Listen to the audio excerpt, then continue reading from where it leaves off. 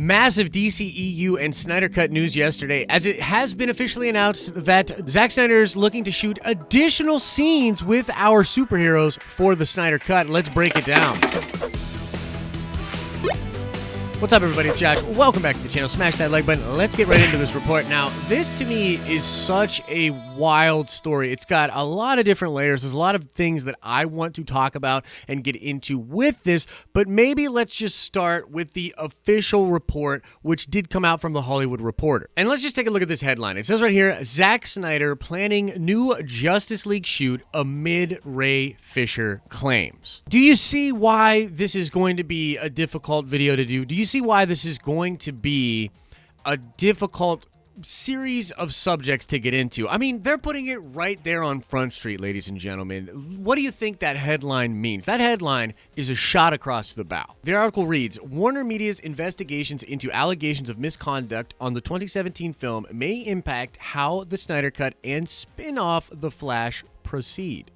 And the article goes on to explain how a ton of different people, including the Hollywood Reporter, had come out and said more or less that there would be no additional photography for the Snyder Cut and that they were wrong and that something really interesting and different is happening with the Snyder Cut. And it's really crazy. We're getting all these actors back. It's going to be incredible. It's going to be mind-blowing. It's going to be really cool. Except that's not at all what the article says. The article instead explains a ton of the Ray Fisher situation. The article is about the Ray Fisher situation. The article is not about Justice League. The article is not about how so many people were wrong about how they would never shoot new scenes. The article is not about how this could be crazy, and the implications here are that maybe we're going to get a continuation of this moving forward. If they're bringing all the actors back to shoot for this, then maybe Justice League 2 could legitimately happen. No, the article is about showing you that this is all in question now because of Ray Fisher. The article is trying to get you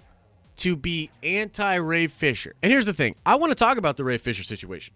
Not as badly as the Hollywood Reporter apparently does, but I do want to talk about that. We'll save that for the end. Let's focus on the Justice League situation. I think this is really the story here. You know, obviously it doesn't benefit the trades to say, yeah, we were wrong about this, just like we were wrong about it existing, but that really is the story. And now let me read the first paragraph here. It says, in October, director Zack Snyder will roll cameras for his extended cut of Justice League, working with Warner Media's HBO Max division on restoring his version of the maligned 2017 movie that he exited because of a family tragedy. The shoot, which will turn the Snyder Cut into a 4-episode limited series, is expected to bring back Ben Affleck as Batman, Henry Cavill as Superman, and Gal Gadot as Wonder Woman for new scenes. Also set to appear on the call sheet for what is expected to be a week or so long shoot is Ray Fisher as Cyborg. So that's pretty cool. I'm going to totally ignore them not mentioning Jason Momoa's Aquaman in that article. I don't know if that was an error or if that's just some Hollywood game or whatever, but I assume he'll be back as well if they're going to reshoot.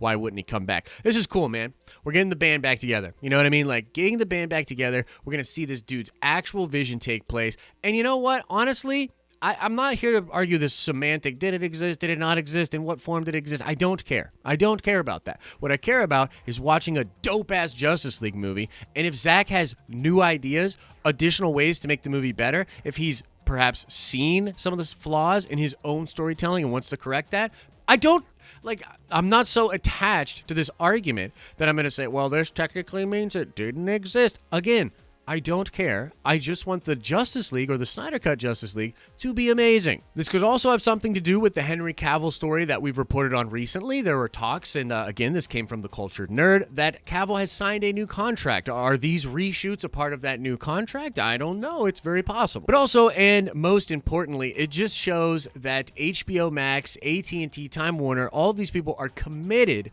to the Snyder Cut being an incredible success. And as I've been saying since day one, why would you spend all of this money? Why would you do all of this work to recreate this thing? And if it is as successful as you want it to be, then you would continue it. Like, why wouldn't you continue it? Why wouldn't you make part 2? Why wouldn't you make spin-offs? Why wouldn't you make that the continuity for your universe? It just doesn't make sense to me. And so bringing these actors back just solidifies to me that, yeah, they're going to come back. They're going to make an awesome movie.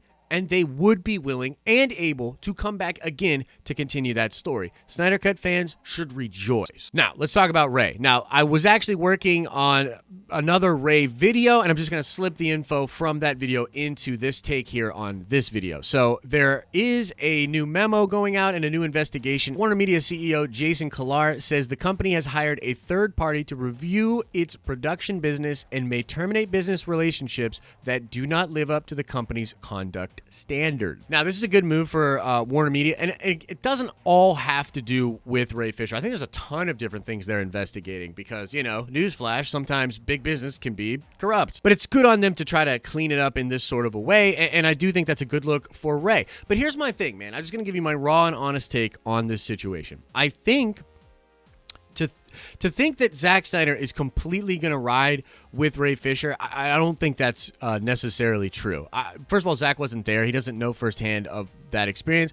I know he loves Ray, and I know he wants to support Ray, but let's not forget that Zack Snyder is still a good studio guy. Like, he still plays ball, right? He never came out and made disparaging comments about Joss Whedon, about Jeff Johns. He's never really come out and done that. He takes like little subtle jabs and hints here and there, but he's never one to just completely cross the studio. And after the Snyder Cut signing, he did come out and do a piece in one of the Hollywood trades. I forget which one, but it was very kind to the studio, right? It was very like, just look, you scratch my back, I scratch your back. That's Hollywood. That's the game. And in some ways, I bet Zack feels like Ray is kind of taking advantage of this situation and sort of leveraging it in a way that Zack is, quite frankly, probably uncomfortable with, right? And so that's, again, just speculation, but I think that's probably what's going on. I think Ray is in an interesting spot because he is making changes happen. Okay, and I think overall what he has done has been positive. Okay, it's been net positive, literally. But he's venturing into this weird territory now where it could not be positive, right? Where some of this stuff could harm not only the future of like his career, but some stuff that are associated with people that he cares about. Zack, mainly, is what I'm talking about here, right? Henry Cavill, right? Jason Momoa, right? If this thing goes too deep, if both sides dig in too hard, what's the end game there? You know what I mean? It would literally just make everybody look bad. And it's kind of an interesting situation. So I've always said I stand with Ray Fisher. I 100% do stand with Ray Fisher. I think what happened with the Justice League, and particularly just with Jeff Johns' behavior, is whack, dude. It's whack, inappropriate, not okay. But I do see some scenarios in which Ray's behavior and the choices he makes from this point out, moving forward, are going to be things that rub me the wrong way. Which, by the way, that's okay. Like, it's just, this isn't like a crazy war that I think some people try to make it out there. It's like, I'm just trying to report to you what I think is going on, sort of give you my insight onto some things, you know, that I've heard and trying to pull the pieces together. I really and truly do believe that Ray is in the right and that Warner Brothers is trying to cover up their tracks. But it's not this scenario where it's like, I want everybody from Warner Brothers to burn and us to have this new, pure, you know, whatever kind of a studio. That's not it. I want accountability, just like Ray is saying he wants. So let's get some accountability. Let's change the culture. Let's figure it out, and let's go make the Snyder Cut an amazing Justice League. But that is the news and my take on all the different angles with regards to this situation. I welcome your thoughts. In fact, I'll probably be talking about this tomorrow on the live streaming channel. So as I, have been plugging a lot, you should definitely go check out the live streams over on the live streaming channel. You can put your comments here, but also come by tomorrow and just literally chat with us. Talk about your feelings about this situation.